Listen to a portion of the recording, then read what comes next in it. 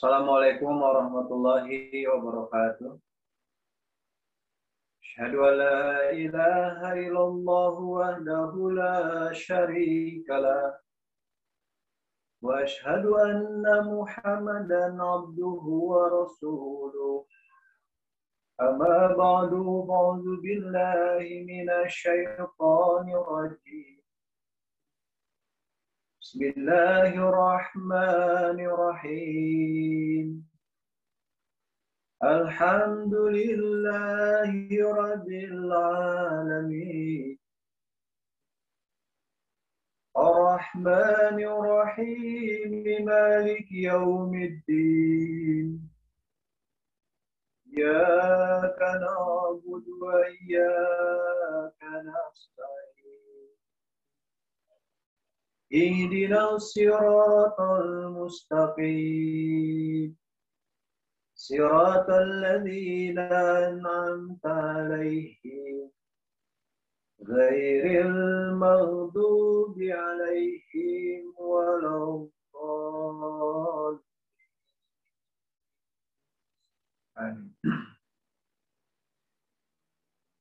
Bapak-bapak, ibu-ibu, hadirin hadirat sedang pengajian yang berbahagia. Alhamdulillah dengan karunia Allah Subhanahu wa taala pada malam hari ini kita masih bisa berkumpul kembali melalui sarana Zoom meeting ini untuk melaksanakan acara pengajian online. Bapak, ibu-ibu, hadirin hadirat semuanya. Kalau menurut jadwal di Rabu ini kita membahas khutbah huzur, ya, atau mengupas tentang materi dari khutbah Jumat Huzur yang kita terima. Namun untuk malam ini, karena ada satu momen atau peristiwa yang sangat penting sekali, maka saya berinisiatif untuk mengalihkan program kita pada malam hari ini, yaitu membahas khutbah huzur. Seperti kita ketahui bahwa pada tanggal 23 Maret itu adalah hari bersejarah di dalam jemaat, yang mana disitulah dasar atau asas, ya, fondasi jemaat itu berdiri, yaitu pada tanggal 23 Maret, ya, tepatnya tahun 1889. Jadi kalau dihitung semenjak itu sampai saat ini, ya, jemaat itu sudah lebih dari 100 tahun, ya, 123 tahunan lebih. Nah, oleh karena itu sekarang masih tanggal 24 Maret, ya. Memang secara nasional kemarin kita tanggal 23 Maret mengadakan acara secara serempak, secara nasional melalui channel MTA, ya, di dalam YouTube. Ya, mudah-mudahan Bapak-bapak Ibu juga sama mengikutinya. Kalau yang belum, bisa dilihat kembali di dalam channel YouTube MTA kita. Sekarang tanggal 24, jadi pada malam hari ini saya anggap ini adalah pengajian cabang untuk memperingati hari Masih Maud alaihi salam. Ya. Secara wilayah pun nanti kita akan diadakan juga, ya, pada hari Sabtu besok tanggal 27. Ini juga sekaligus pengumuman untuk bapak-bapak, ibu-ibu semua yang hadir pada saat ini, dan juga bisa diinformasikan pada yang tidak hadir pada malam hari ini. Baiklah Bapak Ibu hadirin hadirat semuanya, untuk menghemat waktu ya dalam acara peringatan Hari Masih Maut ini, saya akan menyampaikan sejarah ringkas ya atau kejadian peristiwa ya riwayat Hadrat Masih Maud alaihissalam di dalam kehidupan beliau ya semenjak beliau mendirikan jemaat ini.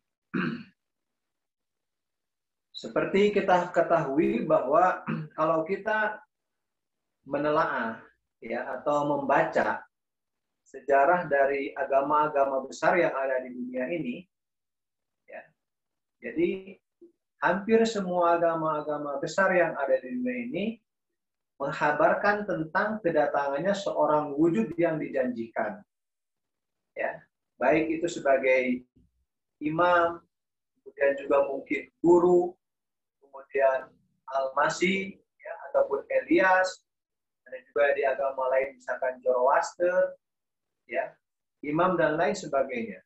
Nah, jadi hampir setiap agama-agama besar di dunia ini menghabar gaibkan tentang kedatangannya seorang juru selamat ataupun imam tadi. Ya. Nah, termasuk di dalam Islam sendiri pun, ya, kita mengetahui bahwa Nabi Muhammad SAW pun menubuatkan akan kedatangannya seorang imam zaman, ya, yaitu Al-Masih yang dijanjikan. Ya, itu adalah di dalam agama Islam sendiri. Ya, dan begitu juga di dalam agama Kristen ada dikatakan Al-Masih yang kedua kalinya. Ya, kemudian juga di dalam agama Zoroaster, agama Buddha pun juga seperti itu, bahwa Buddha pun akan datang kedua kalinya. Jadi setiap agama-agama besar mereka meyakini, mereka mempercayai akan adanya seorang dijanjikan seorang imam, ya, ataupun seorang wujud yang dijanjikan. Nah tentunya, ya, ini tidak akan mungkin berlain-lainan. Pasti ini akan di dalam satu wujud, ya. Karena kalau misalkan dia berbeda-beda ataupun lain-lain, ya bagaimana dia bisa dikatakan sebagai imam? Ya, jadi klaim itu semua, ya, pengakuan itu semua, ya, ada di dalam diri Hadrat Masih Maud alaihissalam. Ya, Hadrat Mirza Ghulam Ahmad beliau mengaku bahwa aku pun sebagai Isa Al-Masih yang kedua, ya, bahkan beliau mengatakan aku juga sebagai Sang Buddha juga, ya, sebagai Imam Mahdi juga. Jadi semuanya itu terpusat, terfokus kepada beliau. Nah ini terserah orang mau menerima ataupun tidak, yang penting beliau mendakwakan seperti itu. Ya, jadi kita pun juga sebetulnya pengikut Al-Masih, ya, Al-Masih yang dijanjikan oleh Rasulullah SAW. Ya, begitu juga Sang Buddha. Bahkan di dalam wahyu beliau berkata, aku kadang menjadi Adam, aku kadang menjadi Ibrahim, aku kadang menjadi Nuh. Ya. Karena semua wujud-wujud yang tadi agama-agama besar janjikan itu, pusatnya itu ada di dalam Hadrat Mirza Ghulam Ahmad alaihissalam. Nah, otomatis karena beliau mengklaim seperti ini, ya, tuntutannya pun juga begitu sangat besar sekali, ataupun tantangannya pun begitu sangat besar, termasuk kepada kita sebagai para pengikutnya pun ya dirasakan seperti itu, cacian, makian, hinaan, intimidasi dan lain sebagainya. Ya. Karena memang itu adalah sunatullah. Setiap utusan Allah Subhanahu Wa Taala datang, setiap Nabi Allah Subhanahu Wa Taala datang, pasti dia akan ditolak. Ya, tidak ada yang namanya utusan Allah Subhanahu Wa Taala itu langsung diterima dengan karpet merah ataupun langsung disambut dengan kata labbaik. Ya, Nabi Muhammad sendiri pun juga nabi yang paling mulia di antara para nabi, ya, beliau ditolak seperti itu. Ya, yang tadinya dikatakan orang al-amin jujur dikatakan katanya pendusta ataupun berbohong. Yang dikatakan tadinya menjadi majnun dan semua itu menjadi berbalik. Itulah sunatullah ketika seorang utusan Allah Subhanahu Wa Taala seperti demikian. Nah, alhamdulillah, ya, kita sebagai orang jemaat menjadi orang-orang yang beruntung. Kenapa saya katakan beruntung? Ya, karena kita menjadi penggenapan apa yang disabdakan oleh Rasulullah SAW. Kita termasuk orang-orang yang menerima tentang kedatangan Hadrat Masih Maud alaihissalam. Jadi kita bukan di dalam masa penantian lagi, ya, tapi kita sudah menerima tentang kedatangan Hadrat Masih Maud alaihissalam ini, tentang kedatangan Imam Mahdi yang dijanjikan oleh Rasulullah SAW ini. Ini adalah suatu karunia yang Allah Subhanahu Wa Taala berikan tidak kepada semua orang.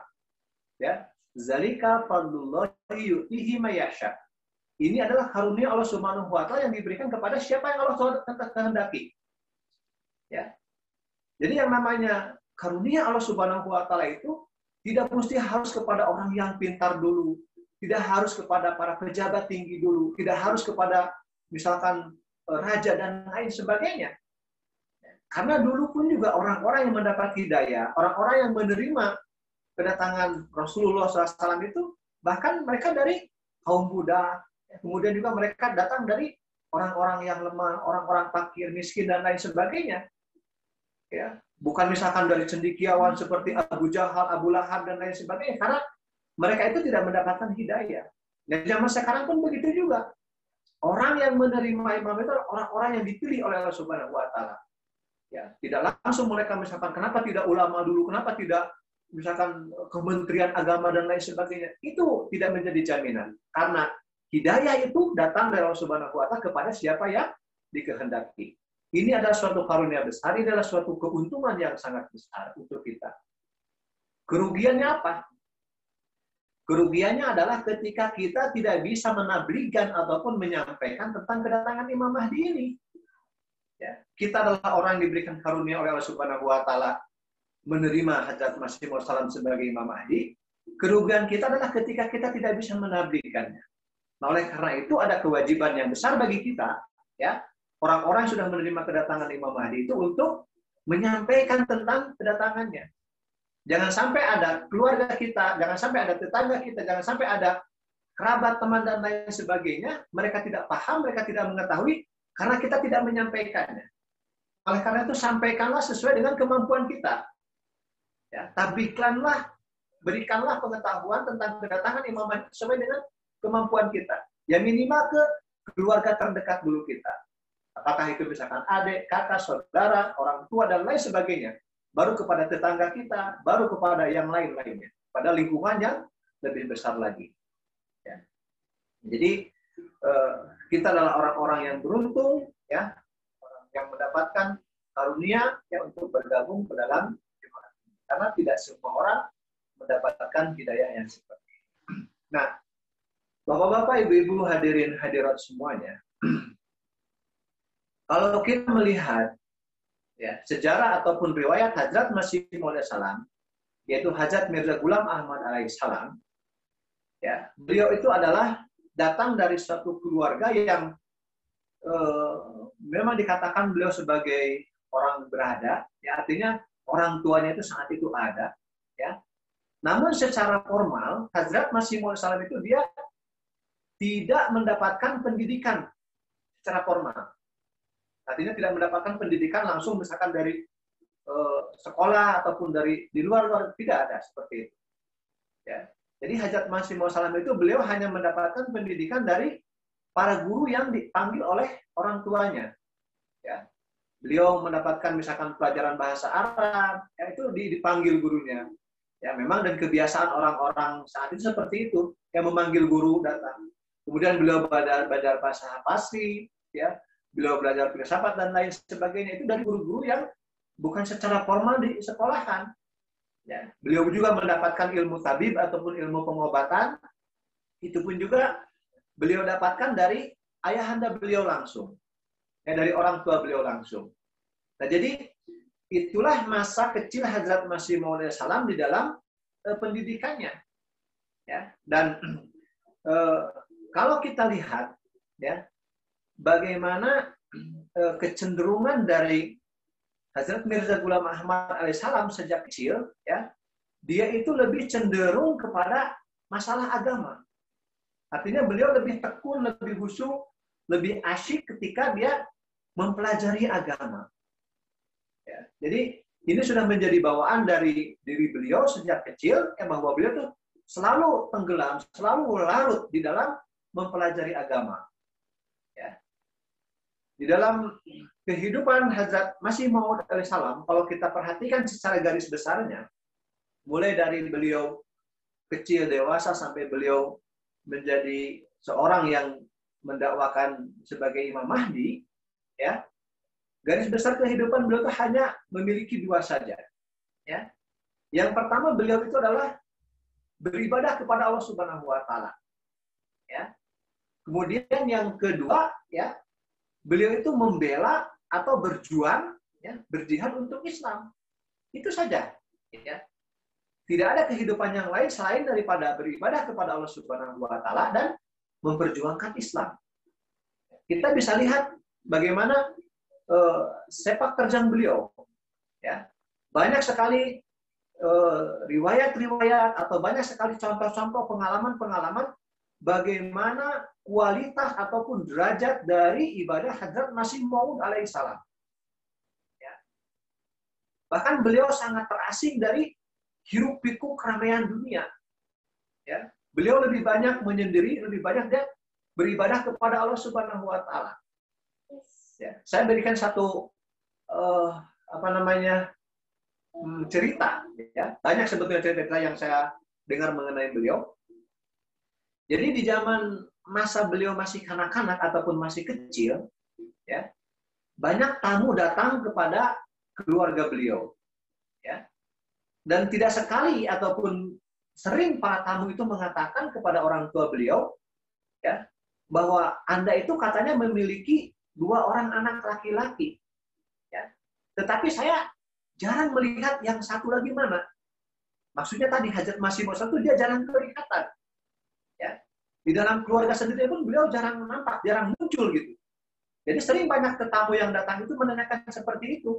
Sehingga sering dipanggil, inilah anak saya yang kedua, kata orang tuanya. Karena beliau lebih asik di dalam masalah keagamaan. Tidak terlalu ikut campur di dalam masalah duniawi.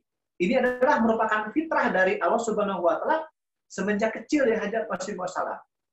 Ya. Nah, ini cerita yang saya ketahui ya. Kemudian juga ada cerita yang seperti ini, beliau dikatakan. Jadi ketika beliau masih kecil, ya, orang-orang di sekitar beliau itu mengatakan kalau bahasa Parsinya itu masiter, ya. Artinya masiter itu orang yang selalu dia berada di masjid saja. Kalau bahasa Sundanya itu ngotok-ngowok di masjid aja begitu. Ya. Nah, orang-orang menjulukinya seperti itu. Ya, sampai pernah kejadian suatu kali seperti ini katanya. Jadi waktu itu Hadrat Masih Maud sedang berada di masjid, kemudian hari pun mulai gelap, mulai mau maghrib gitu kan. Nah, kemudian datang seorang hadim masjid, artinya ya penjaga masjid lah.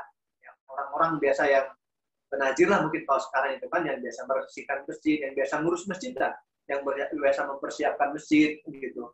Baik itu dari segi sound systemnya ataupun azan, kemudian alat sholat dan lain sebagainya. Nah, ketika sore itu, ya, si hadim masjid tadi ataupun penjaga masjid tadi itu dia masuk ke dalam masjid dan dia tidak menyadari di dalam masjid itu ada orang, karena memang mau gelap gitu kan, dan satu belum ada lampu. Nah, beliau menggulung sajadah atau ambal ya sekarang ini. Nah, ketika dia menggulung secara tidak sadar kok di dalam gulungan itu ada satu orang yang ikut tergulung gitu. Ya, dan ketika dia sadar beliau alangkah sangat kagetnya. Ternyata itu adalah Hadrat Masih Maud alaihissalam. Ya, jadi Hadrat Masih Maud pun juga tidak sadar ada orang yang masuk ke dalam masjid itu juga. Ya. Kemudian tadi si hadim masjid pun tidak sadar juga bahwa di dalam masjid ada orang, sehingga dia dengan secara refleks dia langsung aja menggulung seperti itu sampai terbawa terhadap gulungan itu. Nah, dari kejadian ini kan kita bisa melihat bagaimana kadar dari ibadah Hadrat Masih Maud sampai seperti itunya. Karena beliau begitu sangat asik dengan beribadah kepada Allah Subhanahu wa taala. Sebetulnya cerita-cerita seperti ini banyak lagi dan lain sebagainya. Ya, mengenai bagaimana kualitas dari ibadah Hadrat Masih Maud alaihissalam. Ya, nah, ini adalah kategori ataupun garis besar kehidupan pertama daripada Hadrat Masih Maud. Nah, kemudian, ya, kalau kita mengkaji ataupun melihat lagi, ya, kehidupan Hadrat Masih Maud yang kedua itu adalah dari segi pembelaan terhadap Islam. Ya, bagaimana Hadrat Masih Maud alaihissalam, ya, hatinya itu merasa perih, hatinya itu merasa sakit, ya, ketika ada satu keberatan-keberatan, ya, yang dilontarkan kepada Islam. Ada satu keberatan-keberatan yang dilontarkan kepada Rasulullah SAW kepada Nabi Muhammad, maka beliau itu mendidih hatinya itu, darahnya itu mendidih, dan beliau bergetar ingin membelanya. Ya. Banyak sekali bukti ataupun bagaimana jihad ataupun perjuangan dari Hadrat Masih Maud Salam ya, ketika beliau membela Islam, ketika beliau menjawab semua keberatan-keberatan terhadap Islam. Ya. Jadi kita ketahui ya bahwa sebelum pendakwaan beliau sebagai Imam Mahdi, ya, Hadrat Masih Maud Salam beliau biasa menulis buku tentang Islam. Ya. Beliau menjelaskan tentang keindahan Islam. Ya, di dalam pengajian yang lalu juga saya sampaikan ya, bagaimana tentang istilahnya buku Barahin Ahmadiyah. Ya. Jadi buku Barahin Ahmadiyah saat itu ketika diterbitkan mulai dari jilid 1, 2, 3 sampai ke 4, ya, itu orang-orang Islam itu istilahnya merasa ada darah kembali, merasa mereka punya nyawa lagi, punya nyali lagi. Kenapa? Karena keberatan-keberatan yang selama ini dilontarkan tentang Islam, kemudian terhadap Tuhannya Islam, ya, apalagi kepada caci makian terhadap Rasulullah SAW, dengan adanya buku Barahin Ahmadiyah itu, Islam itu merasa bahwa dia punya agama yang hidup. Ya. Islam itu merasa bahwa dia punya nabi yang hidup. Ya. Jadi orang pun akan segan dan dia akan berpikir kembali ketika melihat buku Barahin Ahmadiyah, membaca buku Barahin Ahmadiyah. Dan bagaimana di sana itu ada beberapa tantangan-tantangan bagi orang-orang yang selalu melontarkan cacian, makian, dan hinaan-hinaan. Begitu juga keberatan-keberatan terhadap Islam. Dengan gagah beraninya, dengan begitu sangat luar biasa, Hadrat Masih Maud Salam mengangkat pena beliau, dan beliau menulis keindahan Islam. Beliau membuktikan bahwa Islam itu adalah agama yang hidup. Beliau membuktikan Islam itu merupakan punya Tuhan yang hidup, punya Nabi yang hidup, punya kitab suci yang hidup. Disitulah mulai bangkit lagi. Sehingga orang-orang Islam satu merasa bahwa mereka itu merasa punya kekuatan lagi, merasa punya skill lagi. Ya. Nah, itulah dengan perjuangan dari Hadrat Masih Maud alaihissalam. Nah, ini kita bisa perhatikan ya dari karangan-karangan buku beliau. Jadi pembelaan Islam beliau itu bukan dengan cara kasar ya, bukan dengan cara misalkan dia membom, berperang, menumpahkan darah dan lain sebagainya. Tidak seperti itu. Karena janji daripada Rasulullah SAW ya, bahwa Imam Mahdi yang akan datang itu dia wayadul harba. Artinya dia akan menghilangkan peperangan secara fisik. Ya, dia akan menghilangkan pertumpah darahan. Ya, dia tidak ada peperangan yang melibatkan memainkan senjata dan lain sebagainya. Karena tugas Imam Mahdi itu adalah tadi, wayadul harba tadi, menghilangkan peperangan. Jadi peperangan fisik di zaman Hadrat Masih Maud itu akan dihilangkan. Namun peperangan yang ada peperangan secara tulisan. Ya, beliau mengarang tadi saya sampaikan buku Barahin Ahmadiyah, dan bukan itu saja. Ya, puluhan judul sampai lebih daripada 86 judul buku beliau tulis, dan isinya itu semata-mata untuk membela Islam. Ya. Dan ketika orang membaca, ketika orang mengetahui ini adalah buku tentang pembelaan Islam, mereka begitu sangat luar biasa menyambutnya. Ya. Ini beliau kerjakan, ini beliau lakukan ya untuk membela Islam. Nah, ini saya katakan bahwa segi kehidupan beliau yang kedua itu adalah semata-mata untuk membela Islam. Ya. Kita lihat di dalam salah satu buku beliau yang beliau karang, selain dari buku Barahin Ahmadiyah, ada namanya buku Fatah Islam. Waktunya pun ada 10 menit lagi, ya, saya akan sampaikan ringkas saja. Ya, di dalam buku Fatah Islam beliau sampaikan bahwa pertama beliau menerbitkan buku ya untuk membela Islam. Kemudian beliau menerbitkan selebaran-selebaran. Kemudian beliau juga menerima tamu. Ya, kemudian beliau membalas surat-surat. Ya, dan yang terakhir beliau mendirikan ataupun mengurus jemaat ini. Ya. Nah, jadi dari 5 cabang ini di dalam buku Fatah Islam, ya, kalau kita perhatikan dengan seksama, ini adalah pekerjaan yang begitu sangat luar biasa. Ya mungkin kalau kita hanya selewat bisa dianggap itu hal yang tidak ada artinya apa-apa. Padahal coba bayangkan, di tahun itu, ya, beliau ribuan Ya, selebaran beliau sampaikan, beliau tebarkan, beliau siarkan. Ya, bukan seperti di zaman sekarang membuat selebaran pun dengan mudahnya kita bisa mencetak dan lain sebagainya. Saat itu kita banyak sekali keterbatasan, coba bayangkan.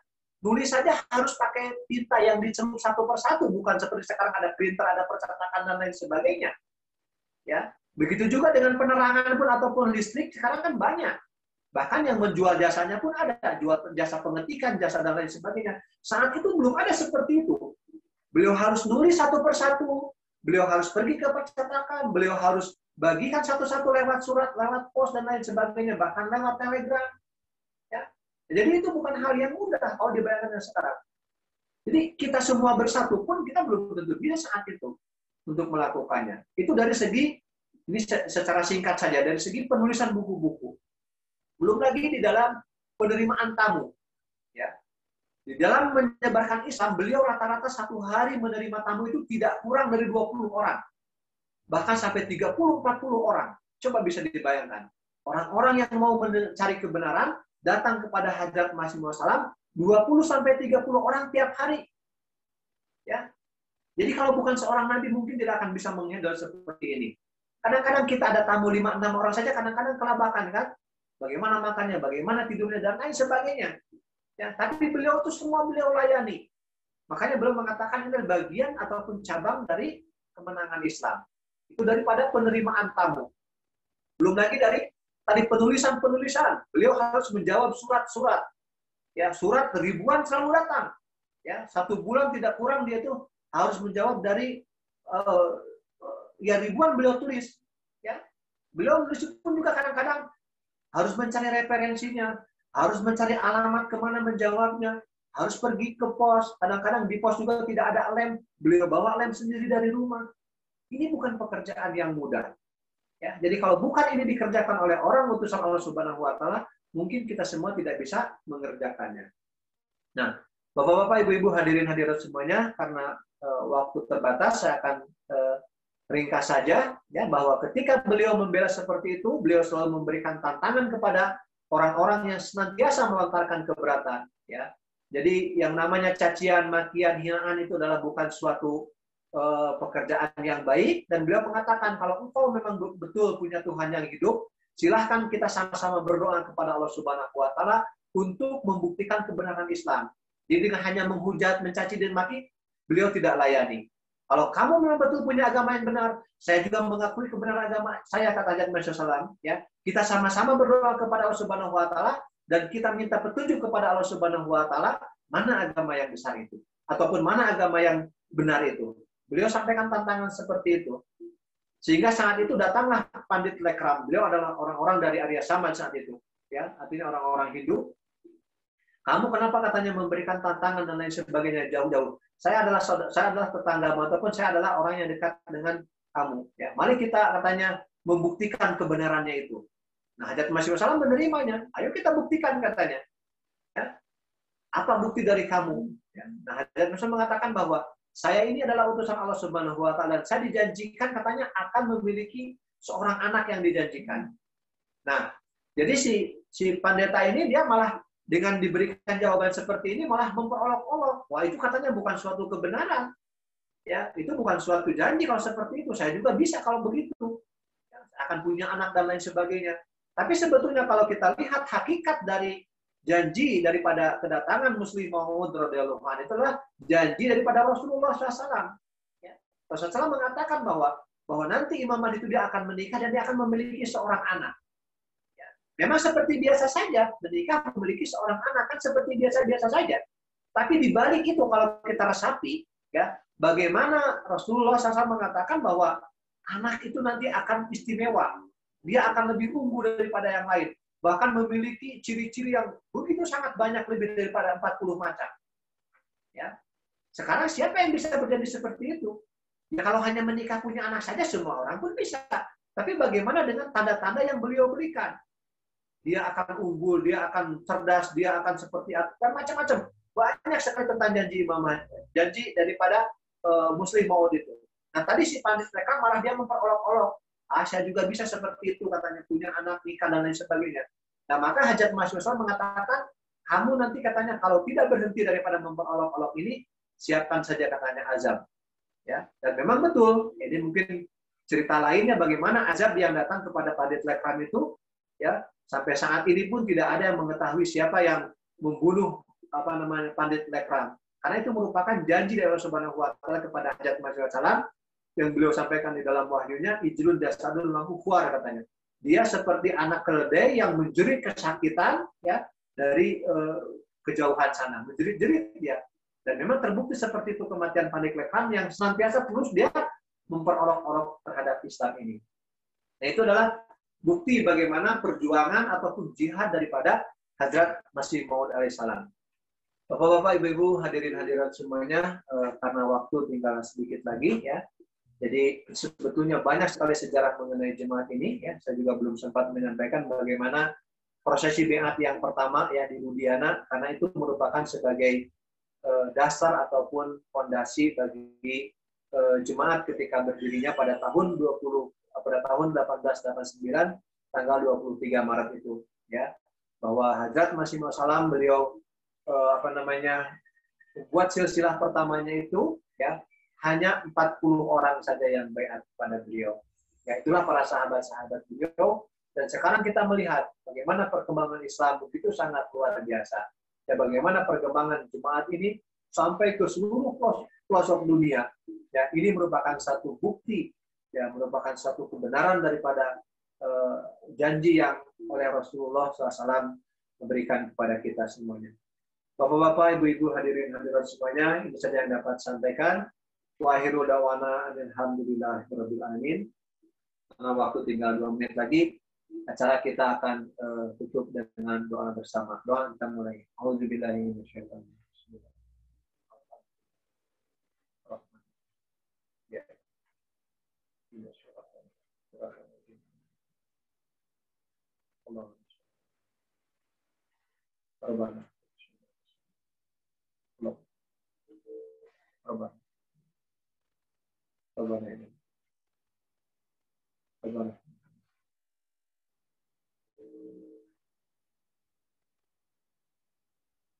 Amin Allahumma amin. Jazakumullah ahsanal jaza pada